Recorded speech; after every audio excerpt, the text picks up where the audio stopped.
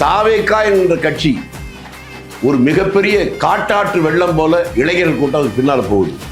நான் காட்டாற்று வெள்ளம் என்பதை நான் தெரிந்து புரிந்துதான் வார்த்தையை பயன்படுத்துறேன். அவர் விஜயே வருத்தப்பட்டாலும் பரவாயில்ல, நீங்க சொல்றதே நான் சொல்றேன். அவரால் ஒண்ணும் முடியாது, அனுபவம் இல்லைன்னு கூட வச்சுங்க. அவர் ஆட்சியில வந்தா தப்பு பண்ண மாட்டார்ல. ஸ்ட்ரென்த் உங்ககிட்ட இல்ல. ஆனா இந்தியா முழுவதும் இந்த மாதிரியான வெளியே போய் தான் இன்னைக்கு காங்கிரஸ் கட்சியே ஒன்று இல்லாம போயிட்டு வருது ஓ அப்படின்ற விமர்சனம். திமுக தான் ஒரு 15 மாவட்டத்துல ஆட்சியில் இருக்கா? என்ன சார், கும்முடி பூண்டி தாண்டா அந்த திமுகவே இல்ல. RSS தப்பான இயக்கம் அல்ல, அது ஒரு சமூக சீர்திருத்த இயக்கம். நம்ம ஒரு திராவிட கழகத்தை போல. அப்படி யாருக்கு சொன்னா? யார் சொல்லுங்க, தெரியுமா தெரியாதா? முரசொலியில் எழுதுனதே கருணாநிதி தானே சார். ஆரம்பத்தில் வர அரசியல் சினிமாலேருந்து வரவங்க நல்லா ஒரு பூதாகரமாக பீக்கு போயிட்டு திரும்ப டவுன் ஆகிற மாதிரி இருக்கு. அதுக்கு எடுத்துக்காட்டு சிரஞ்சீவியா இருக்கட்டும், விஜயகாந்தா இருக்கட்டும், விஜய் அந்த மாதிரி நிலைமை போயிடுவார்ன்ற மாதிரி விவாதங்கள்லாம் வைக்கிறாங்க. அப்படியா? நீங்க ரொம்ப சாமர்த்தியம், நீங்க சீக்கிரம் மந்திரியா வந்துருவீங்க போட்டிருக்க. இல்ல சார், நான் கேட்க எம்ஜிஆர் நடிகரா இல்லையா? எம்ஜிஆர் நடிகரா இல்லையா? ஜெயலலிதா நடிகா இல்லையா? கருணாநிதி நடிகரா இல்லையா? ஸ்டாலின் நடிகரா இல்லையா? அவங்களாம் ஜெயிச்சிருக்காங்கல்ல. அப்ப இதை விட்டு அதை மட்டும் ஏன் பேசுறீங்க? பராசக்தி படம் வெளியே வந்த பின்னாடி இந்தி திணிப்பு காங்கிரஸ் முதன்மையான காரணம் பண்ற மாதிரிலாம் சொல்றாங்க. ஆஹா, அப்படியா? இந்தி திணிப்புனா என்னன்னா உங்களுக்கு தெரியுமா? தெரியாது, அதனாலதான் கேட்கிறோம். இந்தி திணிப்பு யார் யாரை எதிர்த்து போராடினாங்க சொல்லுங்க. தெரியாதுன்றதால கேட்டு என்னை போன நீங்க தானங்க திருப்பினீங்க. பராசக்தி படத்துல வந்துச்சு, அதுதாங்க நான் கேட்கிறேன். யாருங்க அதை எதிர்த்து போராடினது யாருன்னு கேட்கிறேன். யாரு சார் போராடினா? தமிழர்கள் தான் போராடினாங்க. தமிழர்கள் தான் எடுத்து போராடினாங்க. தமிழர்கள் எதிர்த்து போராடினாங்கன்னா அப்புறம் கட்சிக்காரங்களை பத்தி ஏன் பேசுறீங்க? தமிழர்களே பேசிட்டு பதில் சொல்றேன். வெறும் விஜய்க்காக மட்டும் அந்த கூட்டம் நான் நினைக்கல. நீண்ட காலங்களாக தமிழ்நாட்டில் திமுக அதிமுக அல்லாத ஒரு புதிய சக்தி வர வேண்டும் என்று பல பேர் மனதில் நினைச்சிருக்காங்க. மக்கள் எங்க காப்பர் கம்பர்ல ஹவுஸ்கீப்பிங் ரோடு பெருக்கிறவங்க முத கொண்டு எல்லாருமே என்ன சொல்றாங்கன்னா விஜய் தான் வருவாரு. திமுக அலைன்ஸ்ல இருக்கீங்க, இப்ப பாத்தீங்கன்னா தாவேகாவோட அலைன்ஸ் போவீங்களா இல்லையா? நல்ல சூழ்நிலை வரப்போகுது. இந்த நேரத்தில் நல்லதை நம்புவோம், வரும் என்று நினைப்போம், நல்லதே நடக்கும். கான்பிடென்ட்டா இருங்க சார், நல்லதே நடக்கும் சார், வெற்றி நிச்சயம் சார். உங்க விஜய் நான் வரேன். கலர் கண்ணாடி வாய்ஸ் நேயர்களுக்கு வணக்கம். இன்று நம்மோடு இருப்பவர் தமிழ்நாடே அறிஞ்ச ஒரு பேச்சாளர் திருச்சி வேலுசாமி அவர்கள். வணக்கம் சார். வணக்கம். இப்போ சமீப காலத்தில் உங்களோட பேச்சு தான் எல்லா மத்தியிலும் பரவிட்டு இருக்கு. ட்விட்டர், ஃபேஸ்புக், இன்ஸ்டாகிராம், ஒரு ஜென்சி கிட்டுக்கான ஒரு இதாக முகமாக மாறிட்டே வர்றீங்க. என்ன எதனால நினைக்கிறீங்க? ஒன்றும் இல்லை, உண்மையை பேசுகிறேன், அவ்வளோதான். எந்த உண்மையை பேசுகிறேன்? ஒரு நாள் இல்லாவிட்டாலும் ஒரு நாள் உண்மை எல்லாராலும் ஏற்றுக்கொள்ளப்படும். எந்த உண்மையை பேசுறதுன்னு முக்கியமா இருக்கு. எல்லா உண்மையும் நீங்க எப்பயுமே பேசுறது நீங்க கலர் கண்ணாடின்னு சொன்னீங்க, அது கூலிங் கிளாஸ் தானே அப்படின்னு சொன்னா அது உண்மை தானே.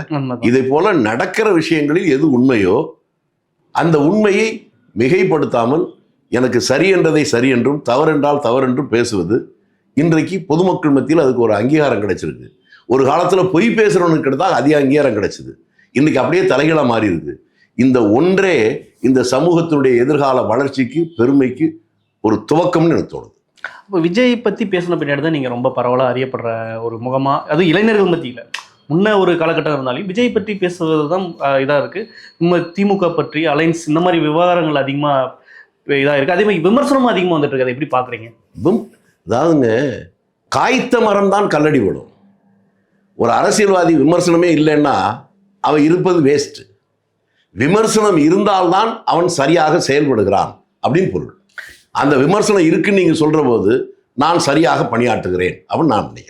இளைஞர்கள் உங்களை நிறைய விஷயத்த பார்க்கறது, உங்க பேட்டியை தெரிஞ்சுக்கிறது, என்னை போன்ற இளைஞர்கள் கூட உங்களை பார்க்கறது, விவாதிக்கிறதெல்லாம் இது எப்படி பார்க்குறீங்க? இப்போ உங்க மனநிலை எப்படி இருக்கு? எனக்கு மகிழ்ச்சியா இருக்கு. என்னன்னு கேட்டா, ஒரு காலகட்டத்தில் இளைஞர்கள்லாம் சும்மா பொழுதுபோக்கா பயனில்லாத விஷயத்தை கவனத்தை செலுத்தி போறதுக்கு பதிலாக ஏதாவது ஒரு பிரயோஜனமான செய்திகளை, இன்னும் குறிப்பாக சொல்ல போனா தமிழ்நாட்டுடைய பழைய வரலாறுகளை நான் சொல்வது வேற யாரும் சொல்றதில்லை, அதில் அவர்கள் கவனம் செலுத்துகிறாங்க என்பது நான் ஒன்றை சொல்லுகிறேன் தெளிவாக. ஒரு தனி மனிதனோ அல்லது ஒரு குடும்பமோ ஒரு சமூகமோ தன்னுடைய கடந்த கால வரலாறுகளை தெரிந்து கொள்ளாவிட்டால் அவன் எதிர்காலத்தில் சரியாக நடைபெற முடியாது. ஏற்கனவே அது தெரியாததான் இளைஞர்கள் வெவ்வேறு மாதிரி போனதுக்கு காரணம். எப்போ நீங்க சொல்ற மாதிரி இளைஞர்களே கடந்த கால வரலாறுகளை தெரிந்து கொள்ள முயற்சிப்பதுதான் என்னுடைய பேச்சை கவனிக்கிறாங்க. இது ஒரு நல்ல அறிகுறி. இளைஞர்கள் நல்ல பாதையை நோக்கி பயணம் செய்கிறார்கள். மீண்டும் தமிழகம் ஒரு காலத்தில் இருந்ததை போல உன்னதமான இடத்துக்கு போய் சேரும் நினைக்கிறேன். பாலிடிக்ஸ் உள்ள இறங்கிடலாம். திமுக முன்ன இது அலைன்ஸ்ல இருந்தீங்க. இப்போ பார்த்தீங்கன்னா தாவேக்காவோட அலைன்ஸ் போகுமா போகாதா, இருக்குமா இருக்காதா அப்படின்ற விவாத பொருள் தான் பூதாகரம் ஆயிட்டு இருக்கு. அது எப்படி பாக்குறீங்க? போவீங்களா இல்லையா? அதாவது நீங்க எப்படி வேணாலும் கேட்கலாம். நான் வெளிப்படையா மட்டும்தான் பேசணும் முதல்ல சொன்னேன். கண்டிப்பா கூட்டணி என்பது எப்போ நடக்கும், எப்படி நடக்கும், யார் கூட நடக்கும்னு யாருமே சொல்ல முடியாது. உங்களுடைய விருப்பத்துக்கு தகுந்த மாதிரி நீங்க பேசலாம், என்னுடைய ஆசைக்காக அதை பேசலாம். ஆனால் யதார்த்தம் என்பது ஒரு காலத்துல நீங்கன்னா ஒரு 50 வருஷத்துக்கு முன்னால இந்த கட்சியும் இந்த கட்சிகள் தான் கூட்டணி சேர முடியும் என்றால் கொள்கை ரீதியாக ஒத்த கட்சிகள், இந்த கட்சிகள் சேரவே முடியாது. அந்த கொள்கைக்கும் இதற்கு வித்தியாசம் இருக்கு. ஒன்று நாத்திகம் பேசுற கட்சியும் ஆத்திகம் பேசுற கட்சியும் ஒன்றும் சேர முடியாது. தொழிலாளர்களை பத்தி பேசுற கம்யூனிஸ்ட் கட்சியும் சுதந்திரா கட்சியும் முதலாளித்துவம் பேசுற கட்சியும் ஒன்றும் சேர முடியாது. இப்படி எல்லாம் இருந்துச்சு. ஆனால் இன்றைக்கு அதெல்லாம் இல்லை. அந்த மாற்றம் கூட தமிழகத்தில் தான் வந்தது. எதிரும் புதிருமாக கொள்கை ரீதியாக இருந்தவர்கள் எல்லாம் ஒரே இடத்தில் குவிந்து அது வெற்றி பெற்றார்கள் 67. ஒருவேளை தோல்வி அடைந்திருந்தால் முரண்பாடு உள்ள கொள்கைகள் இருக்கிறவர்கள் ஒன்று சேர்ந்தார்கள், அதனால்தான் தோத்தாங்கன்னு அந்த பிராக்டிஸ்க்கு யாரும் வந்திருக்க மாட்டாங்க. இங்கே வெற்றி பெற்றதால் தான் இந்தியா முழுக்க அதே வியாதி பரவுச்சு. நம்முடைய யாரு கூட கூட்ட சேர்றவங்க முக்கியம் இல்லை, ஜெயிக்கணும் அவ்வளவுதான் நினைச்சாங்க. அதை ஒரு பெரிய தலைவர் சொன்னார். அதான் நான் சொன்னேன், புதுசா எனக்கு கண்டுபிடிக்கல. நான் சொல்றது ஒரு 45 வருஷத்துக்கு முன்னால, இந்த பேர் வேணாம், அவரெல்லாம் இப்ப இல்ல, பெரிய தலைவர். என்ன வேலுசாமி எப்ப பார்த்தாலும் கொள்கை லட்சியம் இப்படியே பேசிட்டு இருக்கேன். என்னங்க தலைவரே, நீங்க இப்படி உங்க வயசுக்கு உங்க சீனியாரிட்டிக்கு உங்ககிட்ட நான் இப்படி எதிர்பார்க்கலையே. கொள்கை ரீதியாக நம்ம போகணும். என்ன பெரிய கொள்கை, அரசியல் என்னன்னு உனக்கு புரியலையே. என்னன்னு கேட்டேன். Politics is art of favour. தனக்கு சாதகம் எதுவோ, தனக்கு எது பலன் தருமோ அதற்கான சூழ்நிலையை உருவாக்குவது, அந்த கலையை கற்றுக்கொள்வதுதான் அரசியல் அப்படின்னு போனதுக்கு பின்னால கொள்கையாவது லட்சியமாவது அப்படின்னு சொன்னார். எனக்கு அப்போதைக்கு அவர் மேல கோபம் வந்துச்சு. ஆனால் அவர் மறைந்ததற்கு பின்னாலே பார்த்தால் அப்படித்தான் தமிழ்நாடு போயிட்டு இருந்துச்சு. அதிர்ஷ்டவசமாக என்னுடைய கடைசி காலத்திலாவது நீங்கள் சொன்னதை போல மீண்டும் தமிழக இளைஞர்கள் அந்த பழைய கால கொள்கை லட்சியம் அல்லது எதிர்காலம், நல்லது தவறை ஒதுக்க வேண்டும், நல்லதை ஏற்றுக்கொள்ள வேண்டும் என்கின்ற அந்த சிந்தனை வந்திருக்கு. முழுமையாக தெரிந்து கொண்டாலும் சொல்ல மாட்டேன், அந்த முயற்சி வந்திருக்குல்ல, அதுவே தமிழகத்துக்கு ஒரு பெரிய வெற்றி. தாவேக்கோட பத்தி அவங்க மதிப்பீடு என்ன? நான் துவக்க காலத்தில் ஒன்று சொன்னேன், அதை இன்றைக்கு மாத்தல. அவர்களுக்கே அதிர்ச்சியா இருக்கும். தாவேக்கா என்ற கட்சி ஒரு மிகப்பெரிய காட்டாற்று வெள்ளம் போல இளைஞர்கள் கூட்டம் அதுக்கு பின்னால் போகுது. நான் காட்டாற்று வெள்ளம் என்பதை நான் தெரிந்து புரிந்துதான் வார்த்தையை பயன்படுத்தினேன். அந்த வெள்ளத்துக்கு 2 கட்டுப்பாடு என்கின்ற கரைகள் 2 இருந்தால் அது பெரிய அளவுக்கு சமூகத்திற்கு பயன்படும். ஒருவேளை அந்த கட்டுப்பாடு என்ற கரை இல்லாமல் போனால் ஆக்க சக்திக்கு பதிலாக அழிவு சக்தியாக மாறிவிடும் என்பதற்காகத்தான் அதை சொன்னேன். அதை அந்த கட்சியினுடைய தலைவர் இப்போதிருந்தே சிந்திக்க வேண்டும். இது இப்ப இல்ல, கட்சியை ஆரம்பிச்சு விழுப்புரம் பக்கத்தில் அந்த கூட்டம் போட்டு அடுத்த நாளே பேசினது. அப்போதே சொன்னேன். அப்பெல்லாம் சில பேர் என்ன சார் கூட்டம் வருது, நீங்க உண்மையில இன்றைக்கு எல்லாரும் ஒத்துக்கிறாங்க. ஒரு மிகப்பெரிய ஆதரவு அவருக்கு பின்னாலே இருக்கிறது என்பது உண்மை. அது சரியா தவறா என்பது விவாதத்துக்குரியதுதான். ஆனால் யதார்த்தத்தை ஒப்பு கொடுத்தானே பேசணும். இதுவரை தமிழ்நாட்டில் வேற யாருக்கும் பின்னாலே இப்படி ஒரு கூட்டம் வரல. ஒரு பெரிய கூட்டம் வந்திருக்கு. நான் துவக்கத்தில் வெறும் இளைஞர்கள் மட்டும்தான் நினைச்சேன், பெண்கள்கிட்ட இல்லைன்னு நினைச்சேன். பெண்களை பார்த்தா மெடிக்கல் காலேஜில் இன்ஜினியரிங் காலேஜில் படிக்கிற பிள்ளைங்கள்லாம் 100% பின்னால் இருக்கு. அதுக்கப்புறம் புரிஞ்சுக்கிட்டேன்.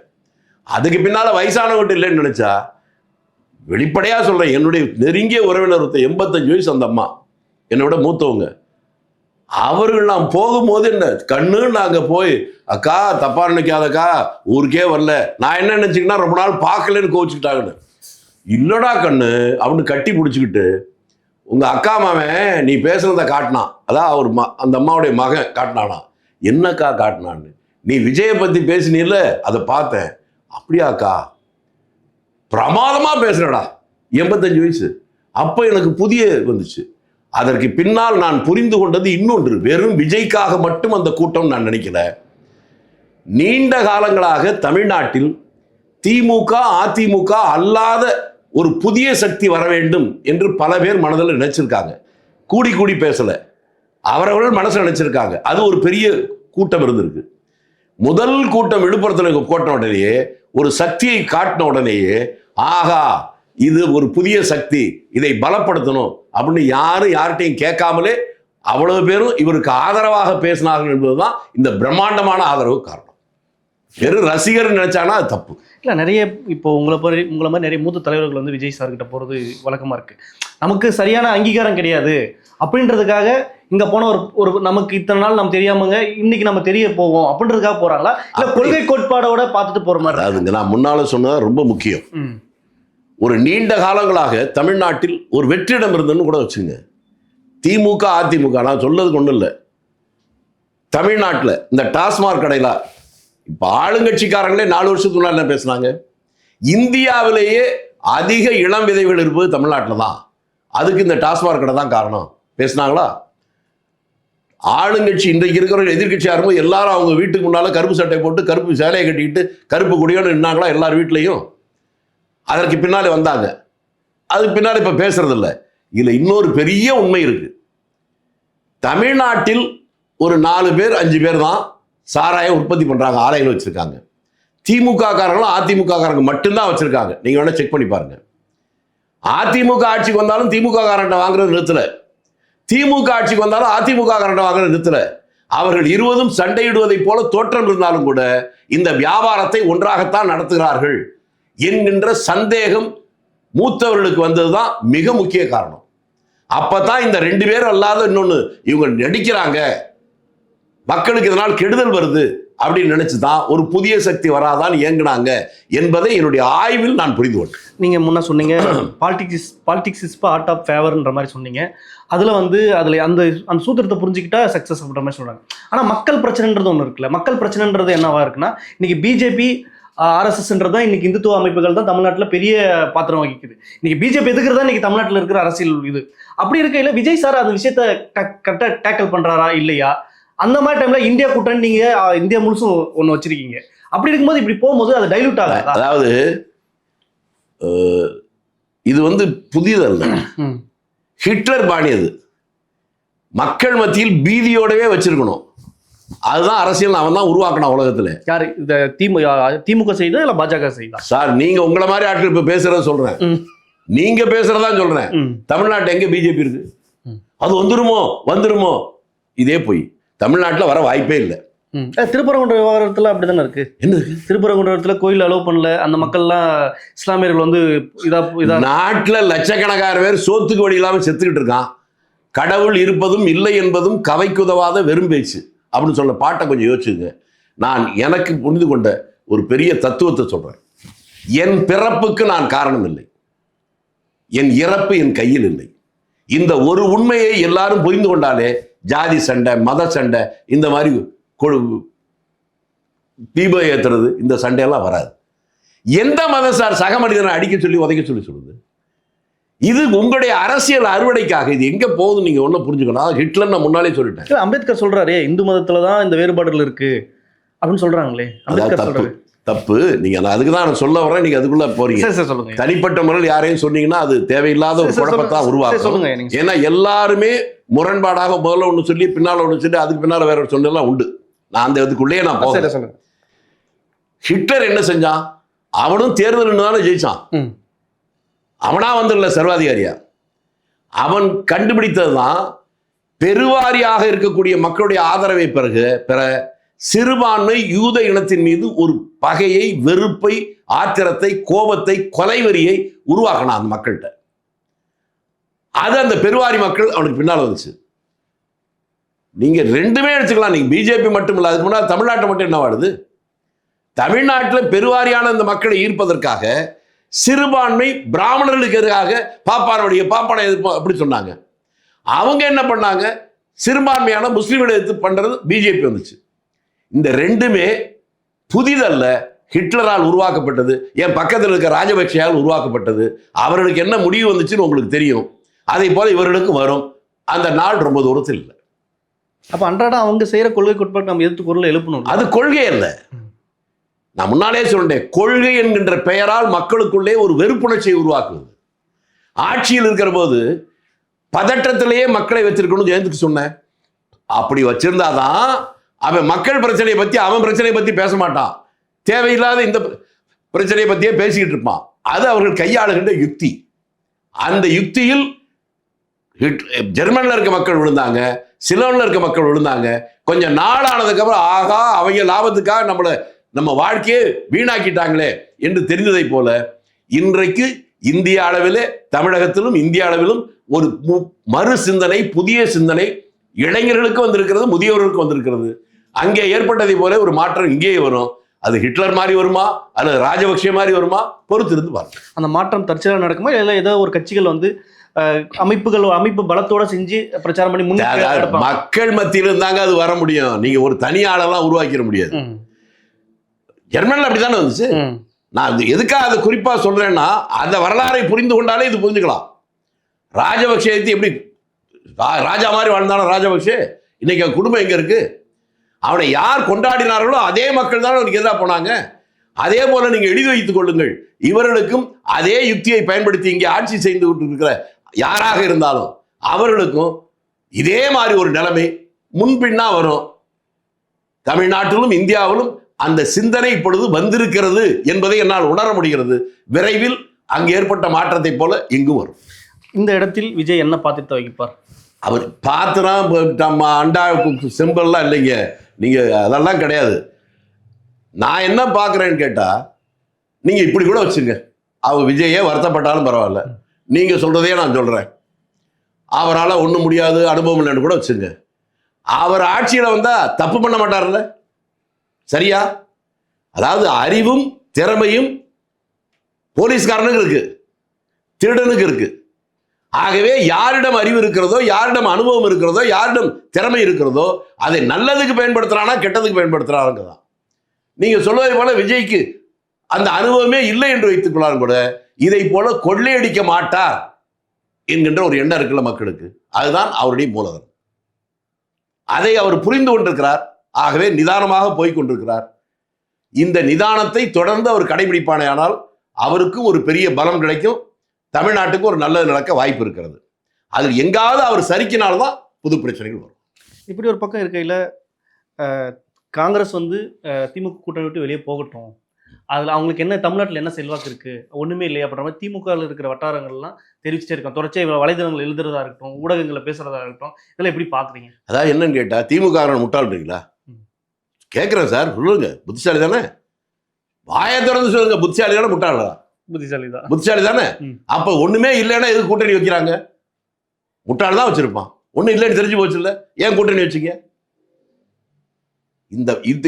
இந்த மாதிரி பிரச்சாரம் இருக்கு பாருங்க, இந்த மாதிரி சொல்றாங்க பாருங்க, அதான் அவங்களுடைய வீழ்ச்சியுடைய துவக்கம். தோழமை என்பது அதிகாரம் பண்ணுவதல்ல, பிக் பிரதர் ஆட்டிடியூட்னு சொல்லுவாங்கல்ல, அது மாதிரி அல்ல. உங்களை நான் மதிப்பதும் என்னை நீங்கள் மதிப்பதும் மியூச்சுவல் ட்ரஸ்ட்னு சொல்றாங்கல்ல, ரெண்டு பேருடைய பரஸ்பர நம்பிக்கை, அதுக்கு பேர் தான் கூட்டணியா இருக்க முடியும். எப்ப நாங்க தான் பெரிய ஆளுங்க உங்களுக்கு என்ன இருக்கு என்கிற பேச்சு வருகிறதோ அவருடைய வீழ்ச்சி துவங்கி விட்டது என்று பொருள். 3 மாசம் கழிச்சு புரிஞ்சுங்க. இல்ல ஸ்ட்ரென்த் உங்ககிட்ட இல்ல, ஆனா இந்தியா முழுவதும் இந்த மாதிரியான வெளியே போய் தான் இன்னைக்கு காங்கிரஸ் கட்சியே ஒன்று இல்லாம போயிட்டு வருது ஓ அப்படின்ற விமர்சனம். திமுக தான் ஒரு 15 மாவட்டத்துல ஆட்சியில் இருக்கா? என்ன சார் கும்முடி பூண்டி தாண்டா அந்த திமுகவே இல்லை, அதுதான் பலமா இருக்குன்னு சொல்லிட்டு தான் என்ன? நான் இன்னொன்னு கேட்கிறேன், பலமாக இல்லை என்று சொல்வதோ பலமா இருக்கு என்று சொல்வதோ அது வேற. யார் பலமாக இருக்க வேண்டும், யார் பலவீனப்பட வேண்டும் என்பதில் தான் உங்களுடைய கருத்து செலுத்துறோம். நான் உங்களை திரும்பி கேட்கிறேன், காங்கிரஸ் கட்சி பலமாக இல்லை என்பது தமிழ்நாட்டு மக்களைத்தான் நீங்க குறை சொல்றீங்க. நான் உங்க நேரடியாக கேட்க சமீபத்தில் நடந்த ஒரு சின்ன உதாரணம் சொல்றேங்க, பெரிய உதாரணம் வேணாம். நான் அது நீண்ட நேரம் பொதுக்கூட்டத்தில் பேசுறோம், பேட்டியில் முடியாது. தென்பெண்ணை ஆத்துல இப்ப 3 மாசத்துக்கு முன்னால ஒரு வெள்ளம் வந்துச்சா? வெள்ளம் வருகிற போது சில கிராமங்கள் பாதிக்கப்பட்டுச்சு. 16 கோடி ரூபாய்க்கு ஒரு பாலம் கட்டியிருந்தாங்க, திறந்து 2 மாசம் தான் ஆச்சு.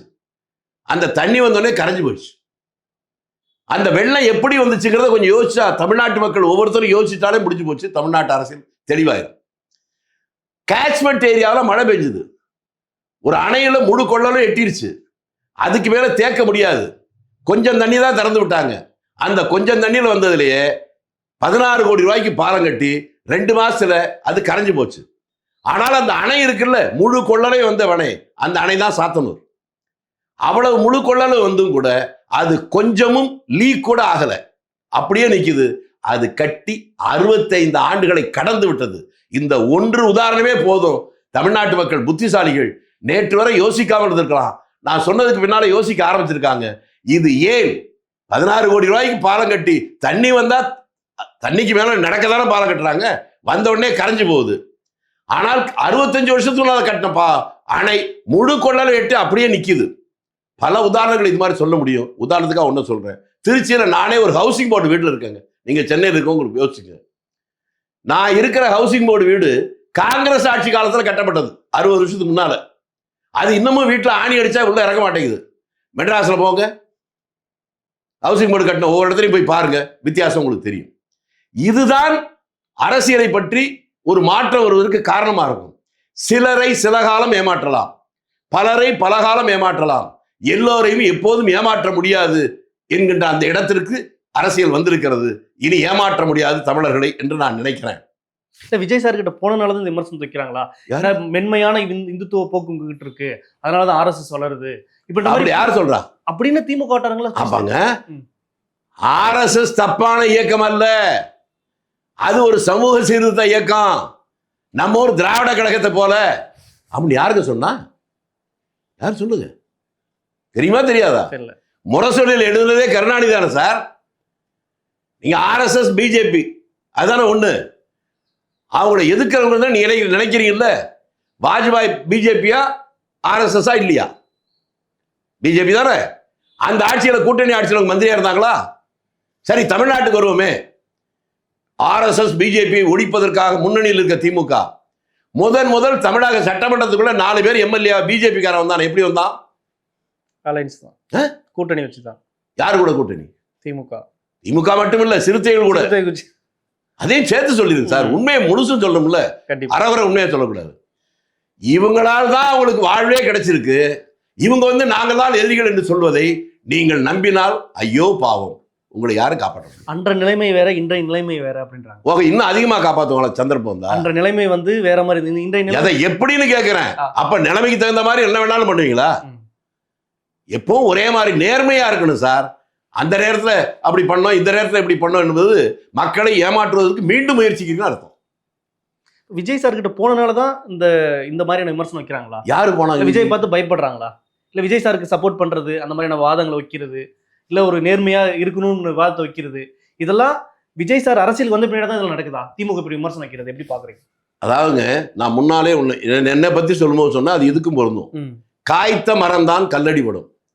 ஆளுங்கட்சியாக இருக்கிற மிகப்பெரிய அனுபவம் வாய்ந்த தலைவர்கள் இருக்கிற, பெரிய கொள்கை லட்சியத்தோடு இருக்கிற, நீண்ட காலம் ஆட்சியில் இருந்த ஒரு கட்சின்னு சொல்லி நீங்களே சொல்லுகிற திமுகவே அவரை பார்த்து பயப்படுகிறது என்று நீங்க தானே சொன்னீங்க.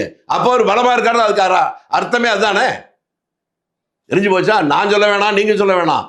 எப்போ அவர்கள் கோவப்படுகிறார்களோ பலமா இருக்கிறாங்கன்னு அர்த்தம். விஜய் சாரோட மூவ் எப்படி பாக்குறீங்க? அன்றாட அரசியல் நகர்வுகளா இருக்கட்டும் சார், இதெல்லாம் ஒவ்வொன்றையும் பார்க்கறதுக்கு தேவையே இல்லை. என்ன பரதநாட்டியம் நடக்குது, குச்சிப்புடி டான்ஸ் நடக்குதா? நான் என்ன பார்க்கிறேன்னா, அறிவோ ஆற்றலோ திறமையோ எல்லாருக்கும் தான் இருக்கு. யார் எப்படி பயன்படுத்தினாலும் வச்சுதான் இருக்கு. அந்த அடிப்படையில் தான் இவர்களையும் பார்க்கிறேன். விஜயை பொறுத்தவரை நான் முன்னாலே சொன்னது தான், இப்போ புதுசா நான் சொல்லலை. இவர் எதையுமே செய்யவில்லை என்று வைத்துக் கொண்டாலும் கூட மக்கள் பணத்தை இவர் கொள்ளையடிக்க மாட்டார் என்கிற நம்பிக்கை வந்துருச்சு இல்லை? அதுதான் அவருடைய பலம். ஆனா ஆரம்பத்துல வர அரசியல் சினிமால இருந்து வரவங்க நல்ல ஒரு பூதாகரமா பீக்கு போயிட்டு திரும்ப டவுன் ஆகிற மாதிரி இருக்கு. அதுக்கு எடுத்துக்காட்டு சிரஞ்சீவியா இருக்கட்டும், விஜயகாந்தா இருக்கட்டும். விஜய் அந்த மாதிரி நிலைமை போயிடுவார்ன்ற மாதிரி வாதங்கள்லாம் வைக்கிறாங்க. அப்படியா? நீங்க ரொம்ப சாமர்த்தியம், நீங்க சீக்கிரம் மந்திரியா வந்துருவீங்க போல் இருக்க. இல்ல சார், நான் கேட்கிறேன். எம்ஜிஆர் நடிகரா இல்லையா? எம்ஜிஆர் நடிகரா இல்லையா? நடிகர் சார். ஜெயலலிதா நடிகரா இல்லையா? கருணாநிதி நடிகரா இல்லையா? ஸ்டாலின் நடிகரா இல்லையா? அவங்களாம் ஜெயிச்சிருக்காங்கல்ல. அப்ப இதை விட்டு அதை மட்டும் ஏன் பேசுறீங்க? ரெண்டும் இருக்கு. இவர் வெற்றி பெறுவாரா தோல்வி அடைவாரா என்பது வேறு. ஒரு செவுத்துல ஒரு கரும்புள்ளி இருந்தா செவரே கருப்பா இருக்குன்னு சொல்றதை போல நீங்க பேசுறீங்க. ரீகன் உலகத்திலே மிகப்பெரிய வல்லரசு அமெரிக்கா, அங்கேயே ஜனாதிபதியா ஒரு நடிகன் வந்திருக்கான். யார் ஆட்சியில் வர்றவன் நடிகரா, டாக்டரா, என்ஜினியரா என்பதல்ல. நான் உங்களை பார்த்து கேட்கிறேன். திருமங்கலம் பக்கத்துல ஒருத்தன் சாதாரண நாடகத்தில் நடிக்கிறவன். அவன் எழுதுன பாட்டு, அவனே பாட்டு எழுதும், அவனே கதை எழுதும், அவனே வசனம் எடுத்துப்பான், அவனே நடிப்பான். ஒரு நாடகம் போட்டு முடிச்சா அது அரெஸ்ட் பண்ணுவாங்க. 10 நாள் 20 நாள் திரும்பி நாடகம் போடுவான். அவன் எழுதின பாட்டு தான் கொக்கு பறக்குது வெள்ளை கொக்கு பறக்குது, கொக்கு வெள்ளை கொக்கு நம்மை கொல்ல வந்த கொக்கு.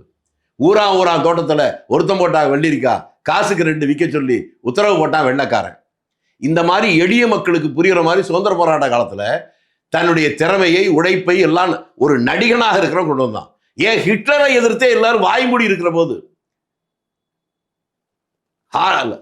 சார்லி சாப்ளின்ங்கிற ஒரு நகைச்சுவை நடிகன் தானே ஹிட்லரை வெளிப்படுத்தினா மக்கள்கிட்ட. அதனால நடிகன் என்பதற்காக அவரை ஒதுக்குவதில்லை. அவருடைய மனம் எப்படி இருக்கிறது, நேர்மையானவனா, யோக்கியனா, மக்கள் பணத்தை கொள்ளையடிக்க மாட்டானா, மக்களை மதிக்கிறானா, அப்படித்தான் பார்க்கணும் ஒழிய நடிகனா இல்லையா என்பதில்ல. நீங்க சொல்ற நடிகனையே பார்த்தா கூட ஏற்கனவே நடிகர்கள் தான் முதலமைச்சராக இருந்திருக்காங்க, இப்ப இருக்கிறவரும் நடிகர் தான், அதையும் புரிந்து கொள்ளுங்க. இறுதியாக ஒரே கேள்வி, ஜனநாயகன் படத்தை வந்து ஒரு பக்கம் தடை பண்றாங்க, அது பிஜேபி வந்து கூட்டணி அலைன்ஸுக்காக இந்த ஸ்ட்ராட்டஜி எல்லாம் மூவ் பண்றதா சொல்றாங்க, எப்படி பாக்குறீங்க, உண்மைதானா? சொல்றவங்ககிட்ட கேளுங்க. இதெல்லாம் பைத்தியக்காரதானுங்க. அதாவது ஒரு விஷயத்தை தடை செய்வதற்குன்னு அதுக்குன்னு இவங்க புதுசா கற்பனையில ரீல் விடுறது, ஆதரிப்பதுக்காக கற்பனையில் ரீல் விடுறது, அது வேற. அது தணிக்கை குழுவில் இருக்கு. நீங்க என்ன பார்க்கணும், அந்த படத்துல தணிக்கை குழு பார்த்து ஏதாவது 1-2 இடத்துல கட்டு இருக்குன்னா கட் பண்ணி விட்டுக்கணும்ல. அது கொடுக்கவில்லை என்பது தவறு அப்படின்னு மட்டும் தான் பார்க்கணும். அதை வச்சு எப்படி மிரட்ட முடியும்? முடியாது. நீங்க இதை இப்போ எப்படி பார்க்கணும்னா, இந்த மாதிரி தணிக்கை குழு வைத்து அந்த காலத்துல காங்கிரஸ் கட்சி செஞ்சிருந்தா திமுக ஒரு கட்சி வந்திருக்குமா? ஆக அவர்கள் நேர்மையாக இருந்தார்கள். அதற்கு பின்னாலே இப்ப இல்லை அப்படின்னு தான் உங்களை போன்றவர்கள் 2ஐயும் ஒப்பிட்டு பார்த்து புரிந்து கொள்ள வேண்டும். ஆனால் பராசக்தி படம் வெளியே வந்த பின்னாடி இந்தி திணிப்பு காங்கிரஸ் தான் முதன்மையான காரணம் அப்படின்ற மாதிரிலாம் சொல்றாங்களே. ஆகா, அப்படியா? இந்தி திணிப்புனா என்னன்னா உங்களுக்கு தெரியுமா? தெரியாது. அதனால தான் கேட்குறேன். இந்தி திணிப்பு யார் யாரை எதிர்த்து போராடினாங்க சொல்லுங்க. தெரியாதுன்றதுனால கேட்டு என்னை போன நீங்க தானங்க திருப்பினீங்க. பராசக்தி படத்துல வந்துச்சு, அதுதாங்க நான் கேட்கிறேன். யாருங்க அதை எதிர்த்து போராடினது யாருன்னு கேட்கிறேன். யாரு சார் போராடினா? தமிழர்கள் தான் போராடினாங்க. தமிழர்கள் தான் எடுத்து போராடினாங்க. தமிழர்கள் எதிர்த்து போராடினாங்கன்னா அப்புறம் கட்சிக்காரங்களை பத்தி ஏன் பேசுறீங்க? தமிழர்களே பேசிட்டு பதில் சொல்றேன். ஆனா காங்கிரஸ் கட்சி தான் எட்டு வந்தது. அதைத்தான் தமிழர்கள் யாரு சொன்னா சொல்லுங்க. கல்லூரி மாணவர்கள் நிறைய போராடினாங்க, எடுந்தாங்க. உங்களுக்கு வயசு இருந்தது எப்படி? எனக்கு 30 சார். 30. அப்ப அதை பத்தி தெரிஞ்சுக்கிறது வாய்ப்பே இல்லை. உங்க அப்பாவுக்கு தெரியுமான்னு தெரியாது. ஆனா நான் படிக்கிற போது தான் அந்த போராட்டம் நடந்துச்சு. எனக்கு அதை பத்தி முழுமையா தெரியும். நான் ஒரே ஒரு சம்பவத்தை வேதனையோடு சொல்றேன். இப்பதான் வெளிப்படையா அது வந்திருக்கு. நான் சொன்னதுக்கு அப்புறம் தான் வந்துச்சு. ஊத்துக்குளிங்கிற ஒரு இடம்.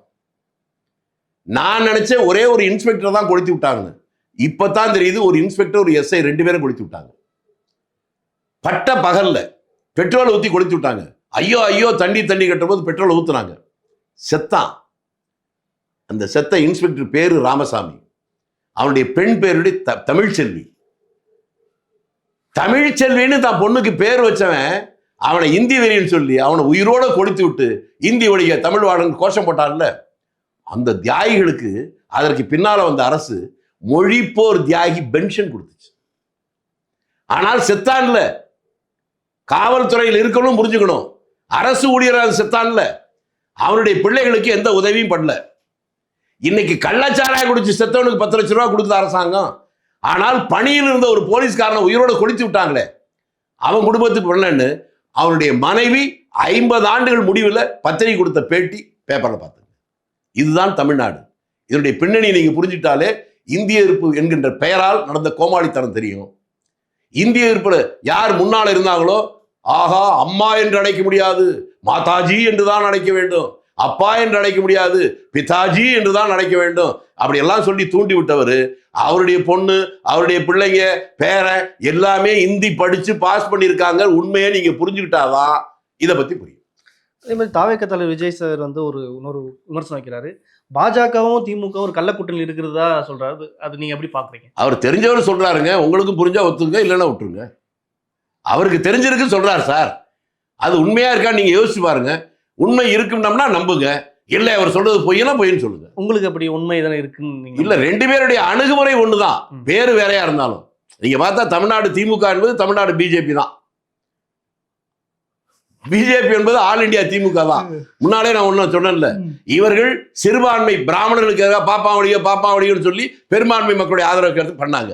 அவங்க சிறுபான்மை இஸ்லாமியர்களுக்கு எதிராக முஸ்லிம்கள் ஒழிகள்னு சொல்லி பெரும்பான்மை மக்களிடம் பண்ணாங்க.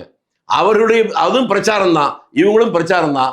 ஆனால் என்னுடைய தானை தலைவர் கவிஞர் கண்ணதாசன் அப்பயே ஒன்று சொன்னார், காலம் கடந்து இப்போ உண்மையாக போகுது. விளம்பரத்தாலே உயர்ந்தவன் வாழ்க்கை நிரந்தரமாகாது. அந்த இடத்துக்கு தமிழகம் வந்திருக்கு, இந்தியாவும் வந்திருக்கு. நல்ல சூழ்நிலை வரப்போகுது. இந்த நேரத்தில் நல்லதை நம்புவோம், வரும் என்று நினைப்போம், நல்லதே நடக்கும். பொறுத்திருந்து பாருங்கள். நிறைய விஷயம் தான் பகிர்ந்தீங்கன்னா மற்றொரு சந்திப்போம். நன்றி, வணக்கம். வணக்கம், நன்றி.